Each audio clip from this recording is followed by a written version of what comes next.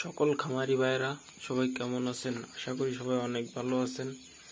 এখন বাজে রাত 12টা, মানে এটা হচ্ছে কালকে রাতের ভিডিও।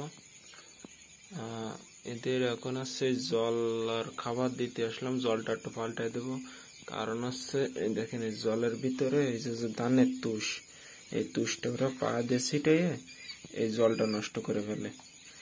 এই জন্য রাতে যদি জলটা চেঞ্জ করে না দিই তাহলে আর পরে ওরা খেতে পারে না। খাবারটা ধরেন খুঁটে খুঁটে খেতে পারে, কিন্তু জল আর খেতে পারে না।